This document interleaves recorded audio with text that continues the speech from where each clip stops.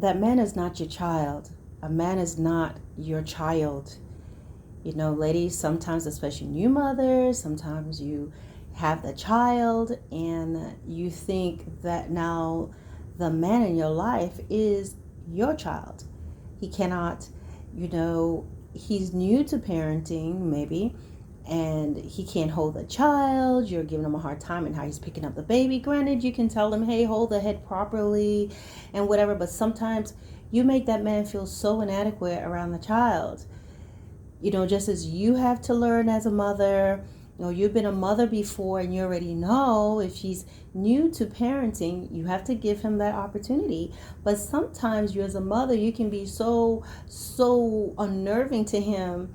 You know, everything, it's as if he's being tested and he's going to be tased if he does something wrong. So you can be barking orders, you can be difficult, you can be impatient with him. You can make him feel nervous about picking up the baby, holding the baby. If he just wants to touch the child, no, you can't touch your child. No, you can't do this. No, you can't do that. And he will feel very nervous.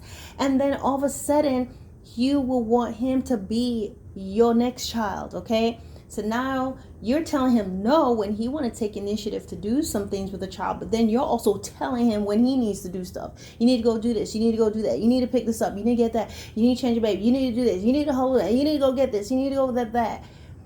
And so he can't be comfortable around you because you've made him feel alienated from the child, but then you want him to be active and proactive when you need him to do something. And ladies, this is a sure way to cause a wedge to be formed between you and that man. Because you don't make him feel like a father. You're making him feel like an object of your demands as well as your disapproval. So that's something you have to work on, especially if he's a new father. He doesn't know anything about that. It's always been him.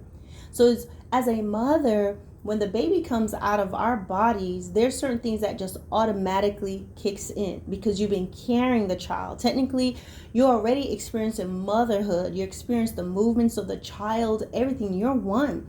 So when the child comes out, while there's still things to know, you've already bonded. The father knows nothing. He felt nothing. He felt no movements, nothing other than what he may see of your stomach and going to the appointments with you. But that's very different. Okay?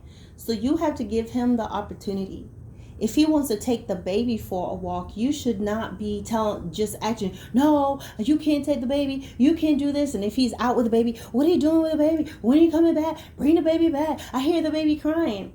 You alienate that man from the child, where now when you want him to be close to the child, he doesn't want to because the child is like an object of unnerving to him. That child becomes an object of make him feel inadequate, like he doesn't know anything. And so if you have other children and you're treating that way, it's like you might as well have that man sitting at the table with a sippy cup. Be careful, ladies, with that. Be careful. Because this is how a man can end up separating from you, feeling inadequate.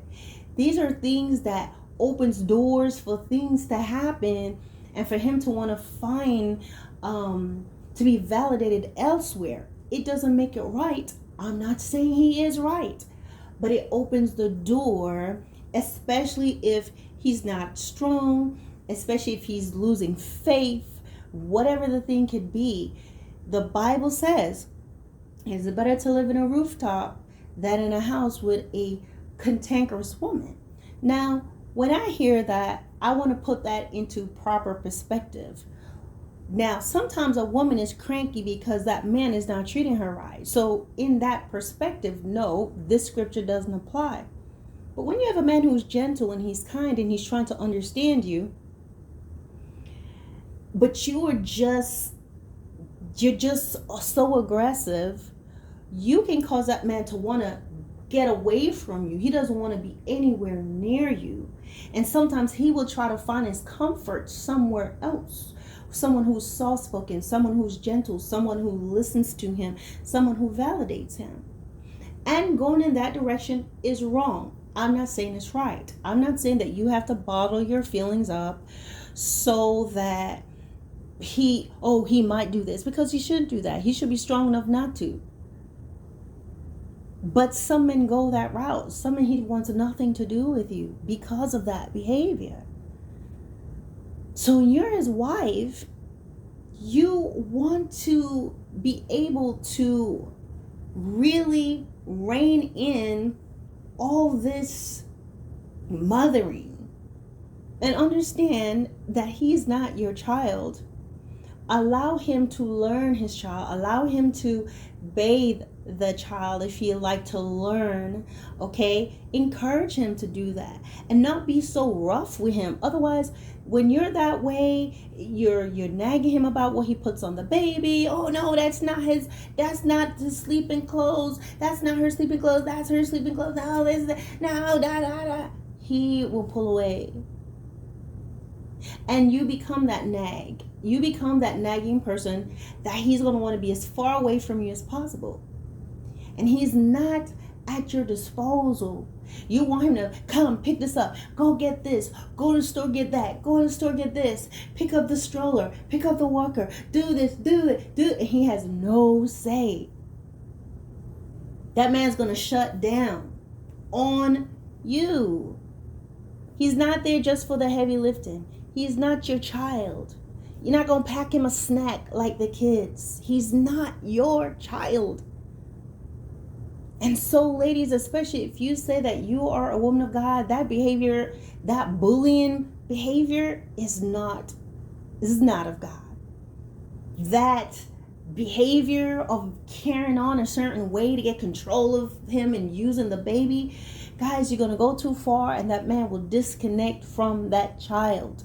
They're men, they will disconnect. They'll take care of their child, and they'll just put in their mind, I'll just know my child at a later time in life. And then you'll be hollering he's a bad father. He's not. You pushed him away. And sometimes for men, they have to do that to keep from snapping your neck. Because when a woman plays games with a man's child, you're actually playing in a minefield. And so the best thing for him to do is to distance himself from you. Because sometimes you use your child as a pawn, as a chess piece to get your way, to get what you want. Sometimes perhaps if that man never wanted to be with you and you had that baby anyway, and he still doesn't want to be with you, now you're trying to use the child to get control. But that's only going to work up to so far, up to so, it's only going to go so far. It's going to take you so far until either, God forbid, he really hurts you, or he ghosts you, meaning he wants nothing to do with the child. Now you're showing up, it's your baby, like you are Maury Povich. Cut that out. And women, those of you who say that you are women of God, okay, how did we get here?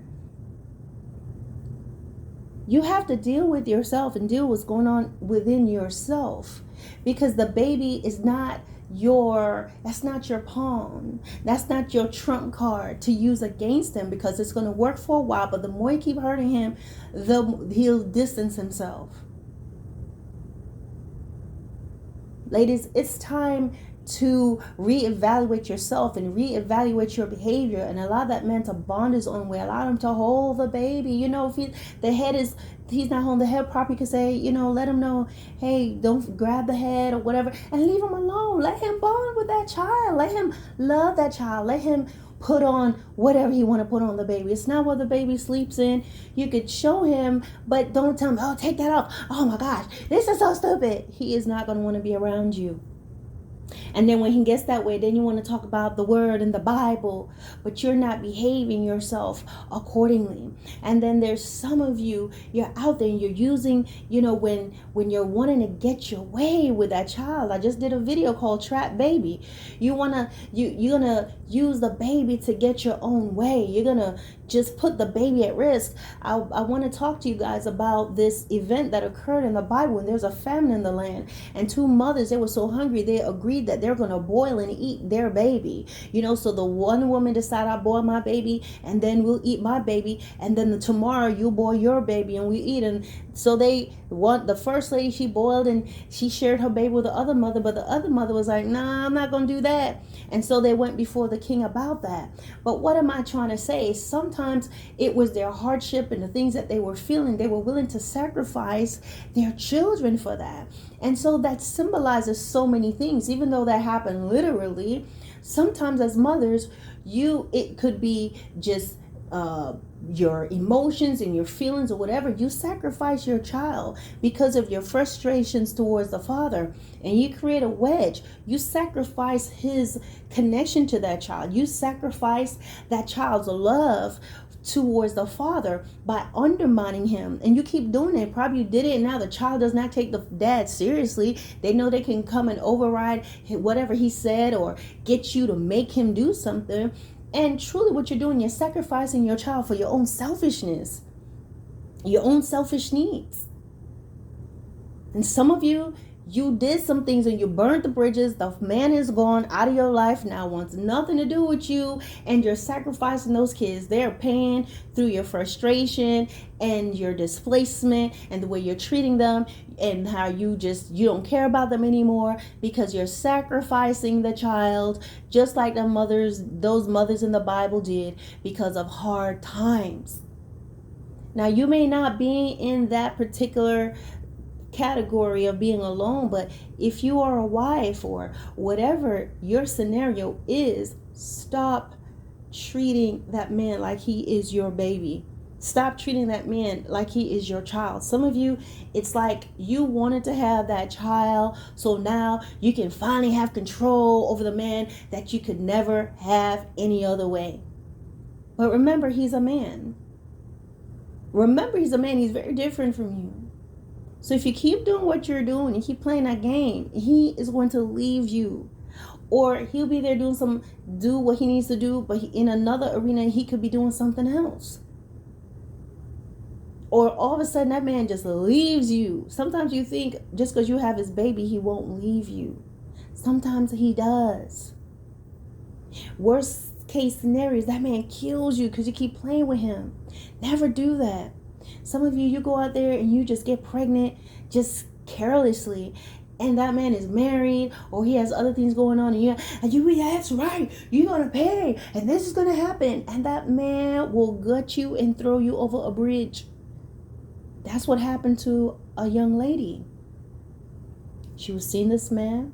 He was married. She got pregnant. She started making threats. And that man was like, you're not going anywhere near my wife. I think he agreed to meet her under the guise of maybe trying to, make up with her. I don't know what the scenario was, but he agreed to meet her, but he had a plan and he murdered her.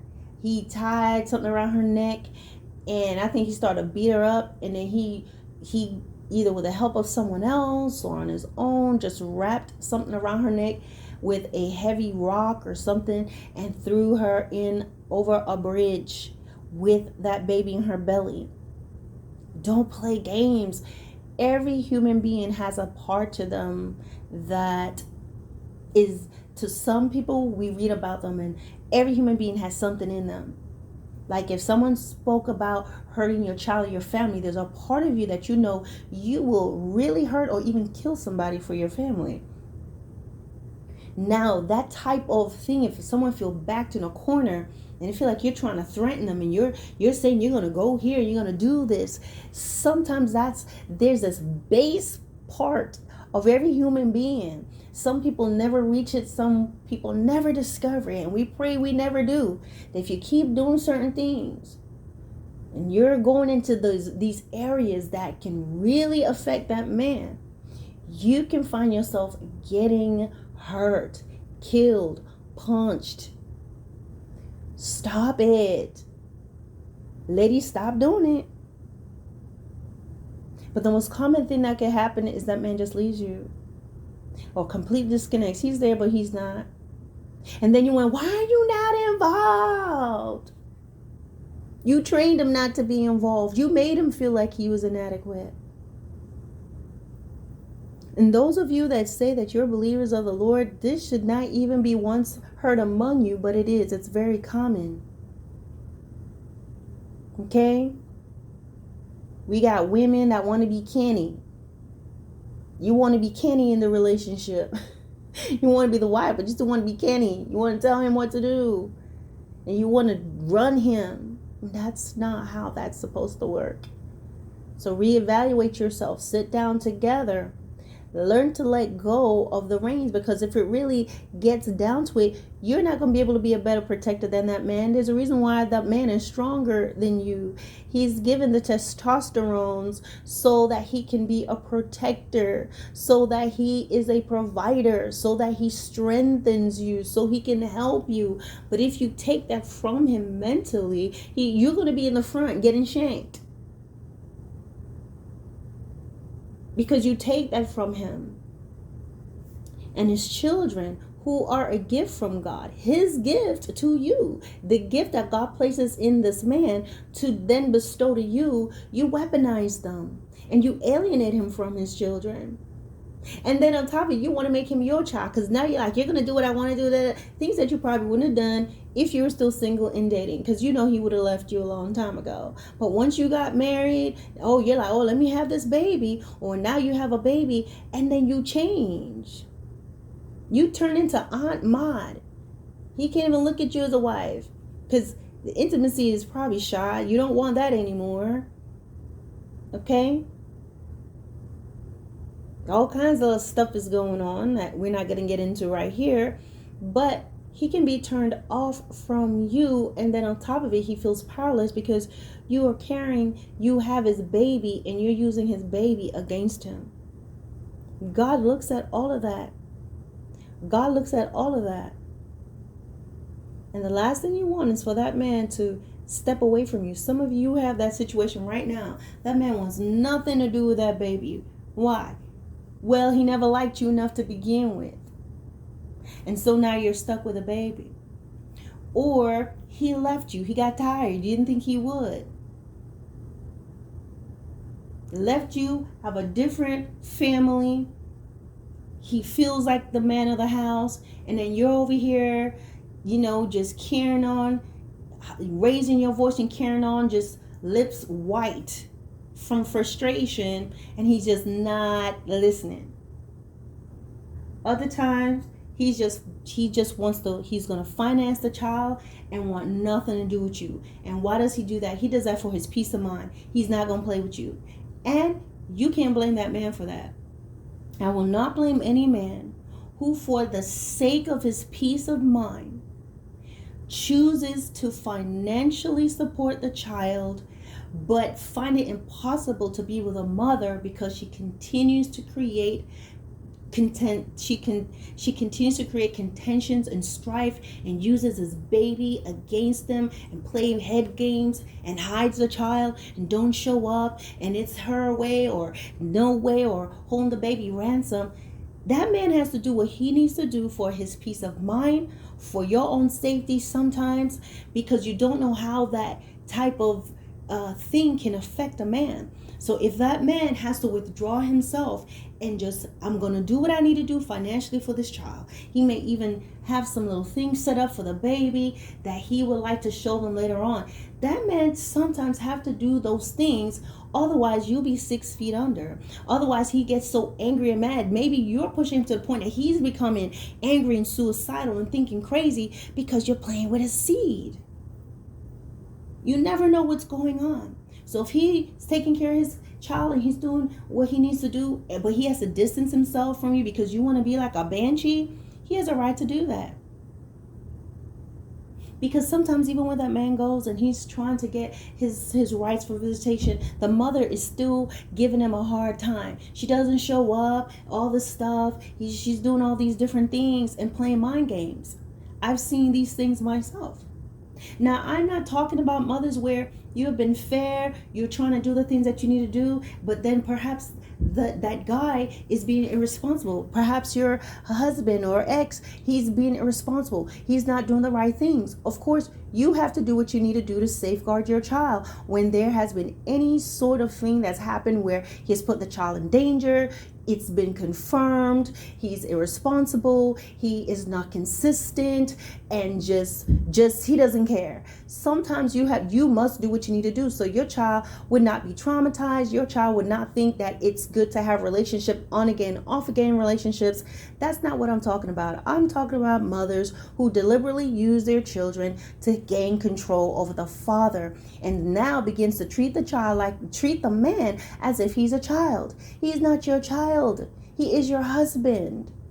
He is not your child. He is the father of your children or your child. So you need to really face that and figure out what's going on with you, and stop using your baby as some sort of a pawn to get your own way, to punish, to make demands, and to sort of make him suffer for maybe not choosing you. All right, ladies.